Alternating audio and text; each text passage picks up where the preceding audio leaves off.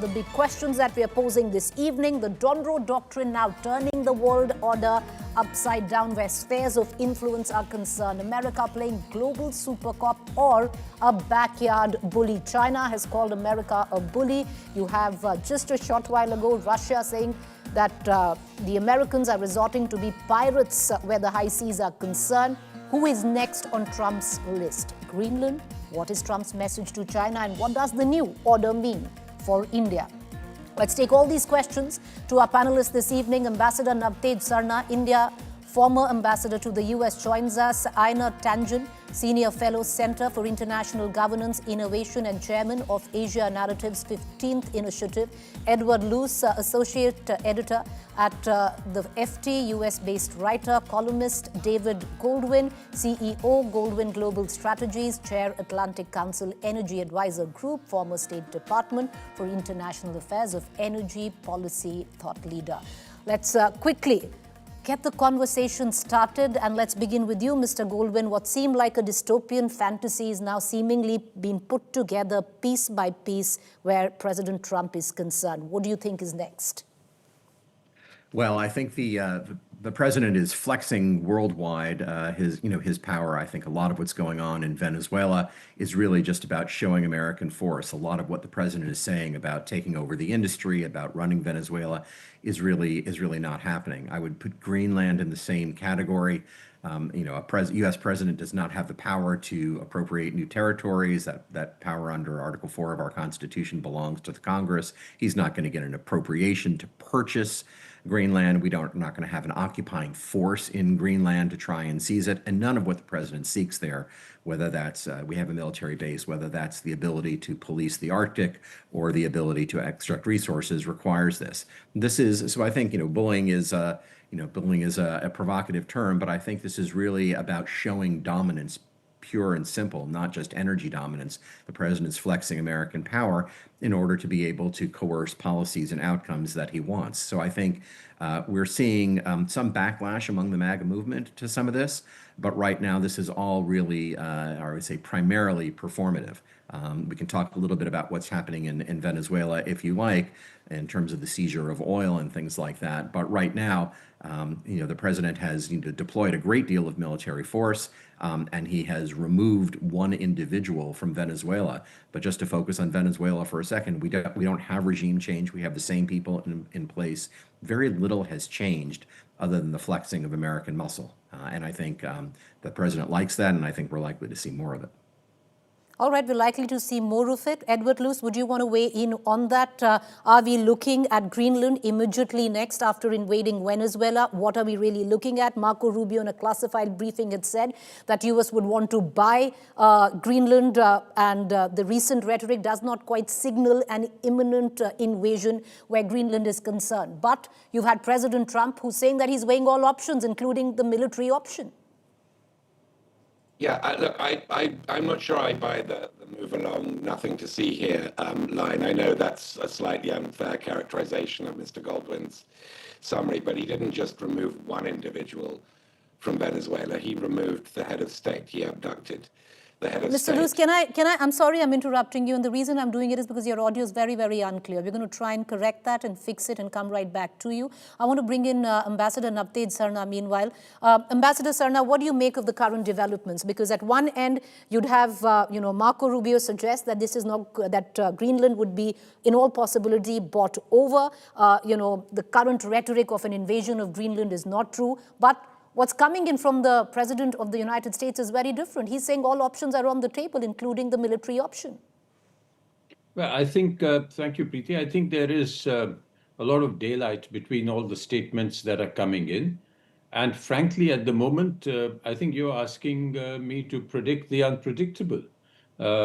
President Trump is on a high. He's riding on the basis of the Venezuelan success, in which he didn't bother about the US Congress. And of course, he doesn't bother about the UN. And he's not going to bother about NATO. He's enjoying playing commander-in-chief. He knows there can be no military opposition if he wants to do it, and he'll handle all the problems later. They may not use it ultimately because, frankly, they don't need to use military force. the Europeans, the Denmark, the people of Greenland would be, I'm sure, happy to have an adjustment where the security aspects can be taken care of. It's the US which has removed its presence. During the Cold War, they had 10,000 people. Now they have 200 people, and they have one base. If they were to put other bases, they could do so. But I think a lot of this is President Trump uh, playing out in practice the Donroe Doctrine. He's showing he's the boss in the Western Hemisphere and he can do anything he wants. And frankly, at the moment, he can do anything he wants. You know, Ambassador Navtej will also, touch on, because right after he'd taken over, there was a lot of talks that he's a strong believer of spheres of influence, and that's practically playing out right now as we see it. Possibly the Western Hemisphere, where the Americas are concerned, it is for America to take, and we can see that happen, where it seems he's going to leave Russia, to Putin, and Asia to China, which is very worrisome for us back here in India. Well, certainly, if you go into a season of spheres of influence, it's not good, certainly for countries like India and for a lot of other countries. And spheres of influence are not always perfect. There can be disputes there.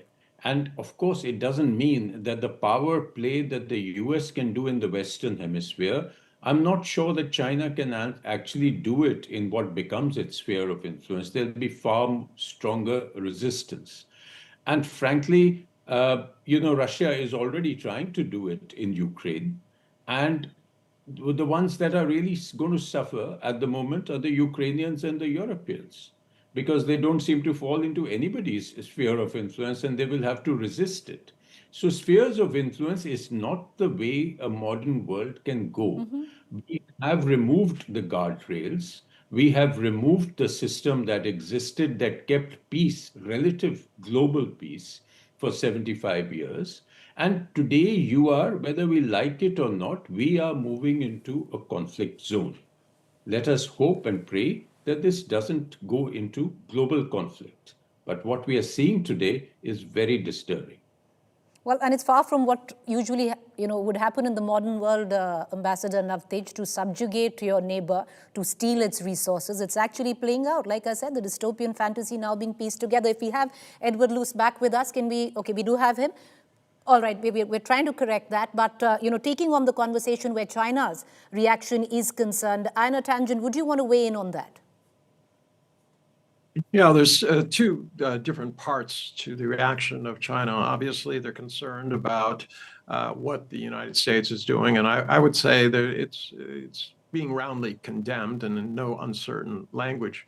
I'm surprised that my colleagues right now refuse to do it. They kind of talk about it as if it's a chess game, but we are in fact facing a real crisis. If the global order breaks down according to the way that Trump does it, it's every country for themselves. The powerful will take and the weak will be taken from. This is the return of the colonial system. So in the short term, China is concerned. They put in over $65 billion in investments into Venezuela, some for oil, some for infrastructure projects, et cetera.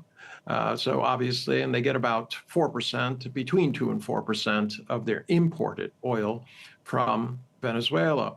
So they can stand this. It's an issue. The question is, what is the U.S. going to do after they've extorted the $2 billion in oil that they say that Venezuela has to give them? It's unknown. But then there's this other part, and that is the long term. Right now, every country in the world, whether they're paying lip service to the United States because they're fearful that they will be targeted next, is in the back rooms definitely looking to see how they can de-risk from the United States. The U.S. is no longer a reliable partner.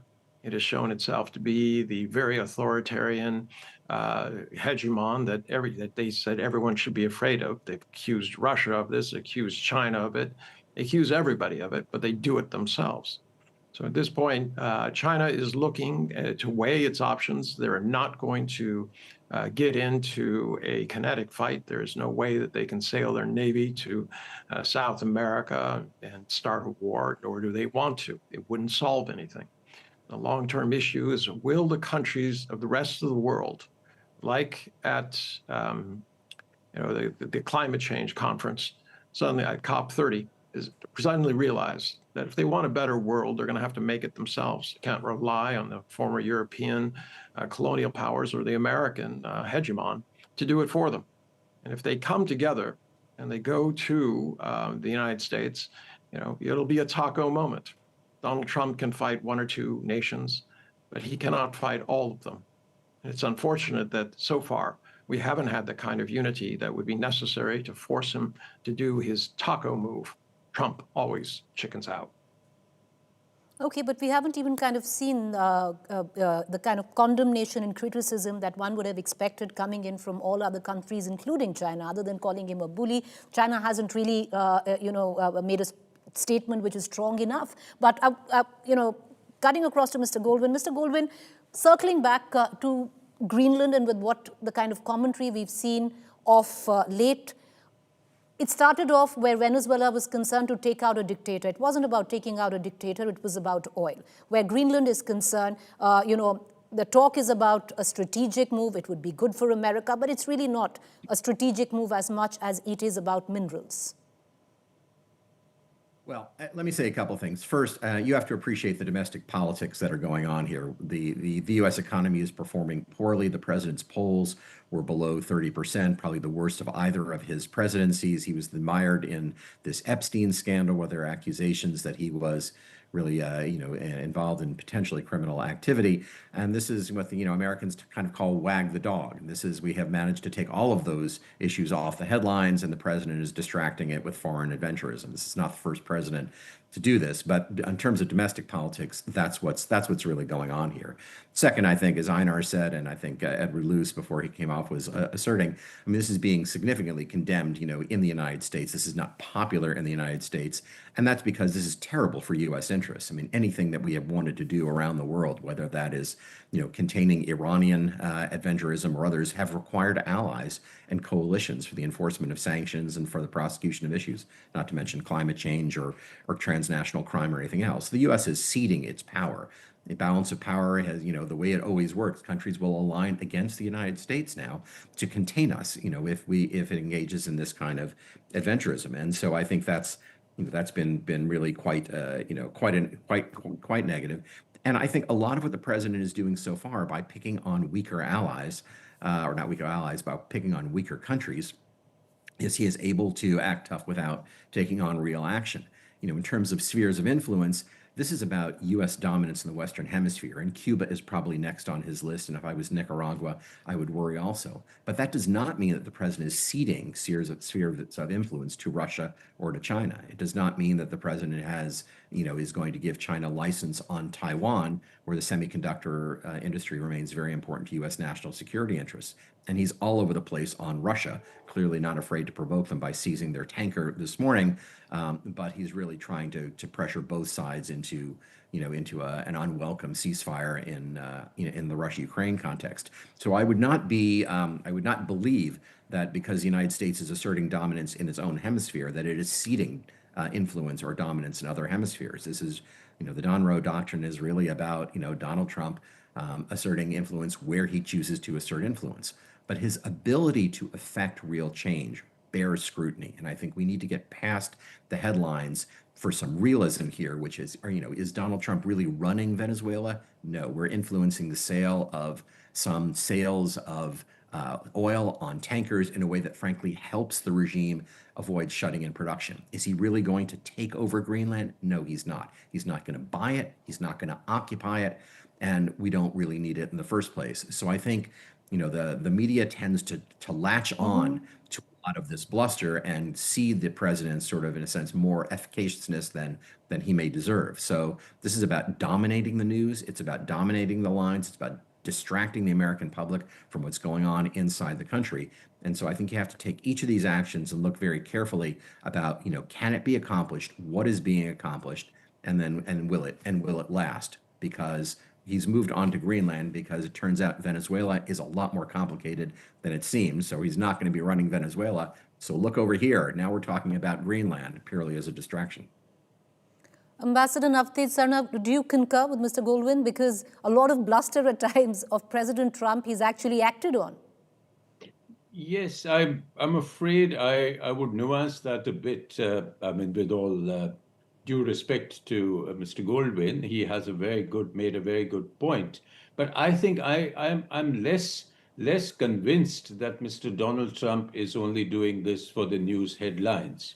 Yes, he needs distractions, and going into Greenland would be a great feather in his MAGA cap. Because the success of Venezuela has gone down very well with the MAGA crowd.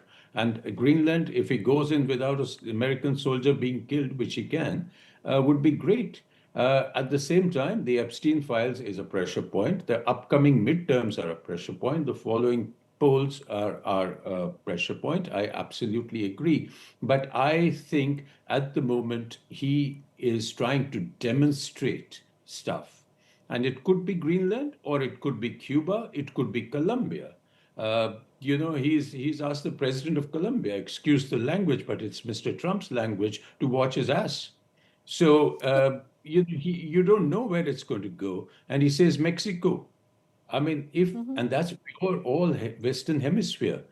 And if he's using the use of force, he is, at least till the midterms, certainly not going to care about the US Congress. So I would be chary of giving him, such a benefit of doubt. I think the world has to prepare for a time where international law, the idea of state sovereignty, the idea of the United Nations or the United Nations Security Council stepping in to keep peace, international peace, is over. We can bring it back. As one of the interlocutors said, we can bring it back if everybody agrees that we can do a world -1. Leave out the United States and strengthen the international organizations again. But for that, we'd all have to agree. And that's going to be extremely difficult. So at the moment, I absolutely agree that it's more or less every country on its own. And the Europeans are trying to gather together. But if push comes to shove, I don't know what Europe will do if President Trump really flexes his muscle over Greenland. And Mr. Tangent, this could also augur the potential collapse of NATO. And, but for China, that I would reckon, be beneficial. It would be beneficial in the sense that NATO was an entity that lost its relevance and then started searching for it. When the Soviet Union collapsed, in theory, so should have NATO. Because it didn't, it continued to expand, and that's why we have the situation in Ukraine. Their expansion concerned the security interests of Russia, whether they're right or wrong. This is the way they feel, and NATO knew it. So continuing in along that line was bound to result in exactly what happened, a kinetic conflict which has cost tens of thousands of lives and tens of billions of dollars of damages. So yes, it would be nice if it went away, but the fact is there's still going to be some sort of European pact. Whether the United States is in it or not, Europe feels independently. The question is, will these countries ever come together? Now, I think it is more worrisome. I agree with my colleague, Mr. Goldwyn, that this is a situation where Donald Trump is using these things to distract attention. And I think he will continue to do them as long as it's successful. He has great fear of the Epstein files, the fact that millions of pages of new documents are suddenly showing up, and he's not even able to know exactly how many times his name is mentioned or how many pictures of him are in there or if there are videotapes. So he's concerned. And also about the MAGA is not supporting this Venezuelan thing. You've already had Marjorie Taylor Greene and others come out very publicly and say that this is not what Donald Trump promised. So this idea that MAGA is somewhere behind Trump is nonsense. Right now, it is tearing itself apart. You have the protesters, not protesters, the mob that attacked on January 6th, they attacked the building, attacked the Capitol building. They're now marching around, reenacting it, and demanding they get hundreds of millions of dollars in compensation because they were exonerated and therefore deserve more money. MAGA is tearing itself apart because it was always a coalition of hate. It's easy to get people to say there's something wrong here. Do you agree with me? Yes. But why it's wrong and what they want to do is some other thing. But it's also a coalition which worked on the theory of make America great again. And, Trump's foreign policy somewhere down the line harks back to, the times of American imperialism. Ambassador Sarna, you don't quite agree with that, do you? No, You were shaking your head. Because I think, MAGA is ultimately a Trump cult. And as long as Trump is successful, they may have differences, etc.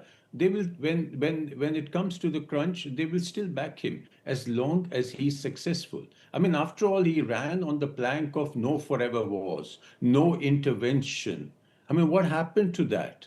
But they're still backing him, and that is his base as he goes into the midterms. So unless that begins to break, and I don't think the protests are a sign of MAGA actually breaking. That will break only if Trump comes up to be seen as unsuccessful. So far, he is successful at his level in his own way. He's not successful as a world leader. He's not successful as a visionary or as a statesman. He is successful, frankly, to use the word you started with, as a bully. Mr. Goldwyn, would you want to come in on that? Because with President Trump now, with all the issues that he might have, he's also found maybe a rallying point where MAGA is concerned. Contrary to what maybe Mr. Tangent said, that MAGA is not very happy with what's going on right now. Well, I think it's true. I think, as Mr. Tongan has said, that MAGA is a bit of a cult, and so they seem to be supportive of the president largely, no matter what he does. But that's they're happy with the looking tough. They're happy with the win.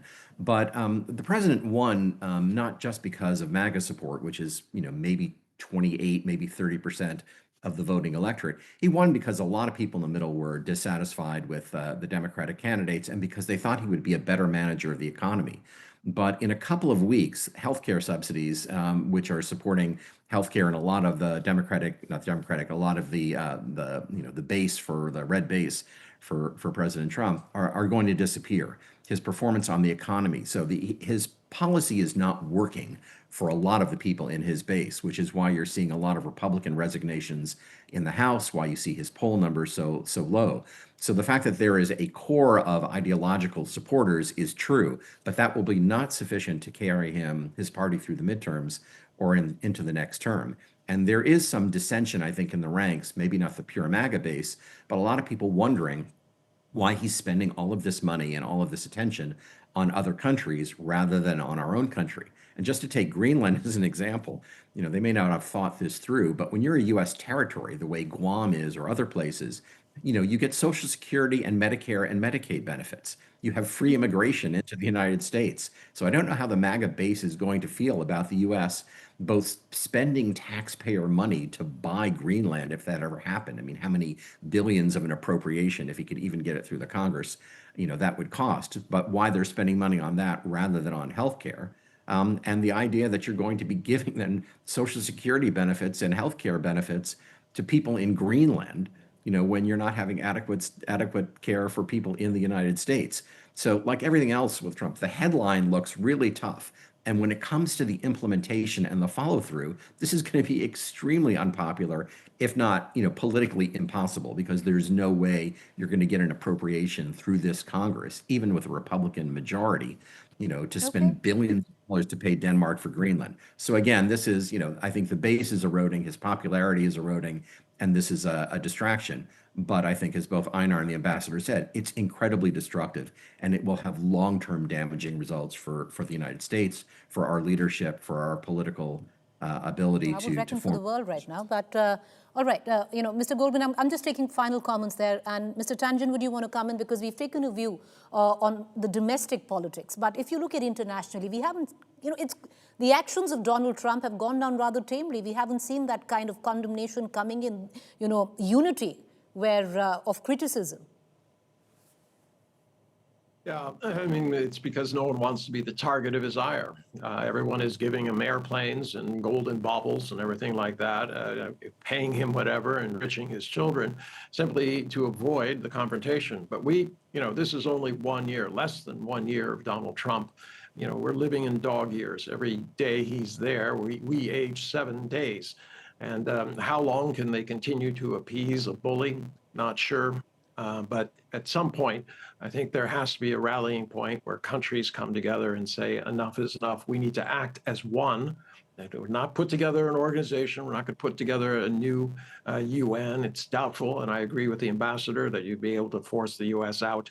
But if they come together and simply say, on a trade basis, you can, tax your people and tariff your people as much as you want, but it's going to be uniform, and you're not going to pit us against each other, and you're not allowed to go into other countries and take their things because you think you need them. Ambassador, Sarna, when we're talking about spheres of influences, and if it is the Western Hemisphere that America has, where Asia is concerned, we are talking about President Trump being a bully, subjugating your neighbor, stealing their minerals, and nobody's really saying anything. He's been allowed to do so with very less criticism. We should be worried. We have a bully across our border where China is concerned. Well, I think that situation exists no matter what Mr. Trump does. What has happened is that, the indications so far are that the strategic convergence that India and the United States had over their approach to China, which was frankly, a source of great comfort for us, is no longer reliable. And, if Mr. Trump either does a sort of big G2 deal with China in different things, or if he says, I don't care what China does in their sphere, then we are absolutely without that strategic convergence. Then everything that we've discussed in the last 20 years, or at least certainly the last 10 years about the Indo-Pacific. Do you think that's possible, at the cost of coming in, Ambassador Sarna, do you think that's possible, that there is an understanding that Russia can go into Ukraine, allow me to do what I'm doing, and China can continue its dominance in Asia? Well, we all have our spheres of influence. That would be the theory of spheres of influence, but I think it's a theory. There are a lot of other countries who would resist that. Now, particularly in Asia, you have Japan, you have Korea, you have India, you have the entire ASEAN. I mean, they're not just going to all roll over. Russia's sphere of influence, as Russia would like to influence all of Europe. I mean, Germany is rearming. Poland has increased its defense allocation to 4.7% of GDP. A number of East European countries are now rearming and they want to increase their defense production. So these countries are not going to roll over. And I don't think all the countries of Latin America, I mean, you have countries like Brazil, etc., who are also not going to be taking this quietly. They have come out very strongly. Okay. So it's a good theory, in theory, but it won't work in practice. What will work in practice in such a multi-plural, let us say a plural world, I can't even call it a multipolar world, in a plural world will be the kind of system that we had in place.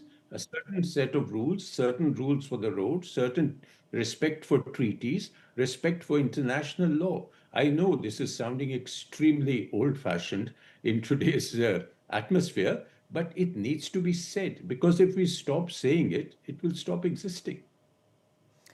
All right, Ambassador Sarna, I want to, Mr. Goldwyn, just a final word there.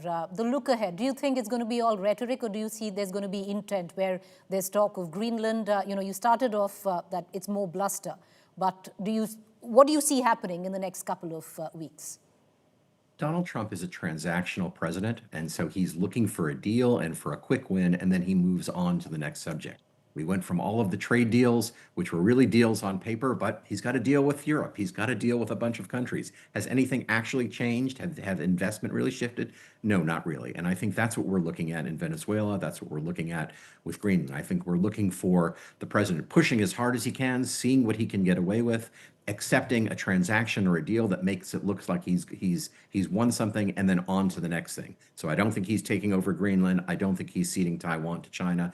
I don't think he's going to cede Ukraine to Russia. All these would, in the end, be hugely politically unpopular and costly to him. But he's looking for quick wins. He's picking up a couple of them, and this is his MO, and I think we're going to see this for years to come. But I think, as both my colleagues have pointed out, this is all happening at extreme damage to world security, to the rule of law, to the U.S. ability to form coalitions in the future, which will take some generations to undo. But I think, as whether you call it taco or you call it transactional, I think the president will push as far as he can, and he will take a quick win, even a performative, symbolic win, and then move on to the next issue, which is why he's taken out Maduro, but the regime is still there. I think we're going to see more of the same. All right, so he's going to move on, but something that he hasn't quite moved on from is he's still hung up on not getting the Nobel. I'm just reading out his latest tweet, where he's actually calling NATO foolish for not giving him a Nobel because he ended 8 wars. We're going to just leave it at that because we don't quite know what tomorrow brings. But thank you, gentlemen, all three of you, for taking the time out and joining us this evening. We appreciate it. Thank you so much.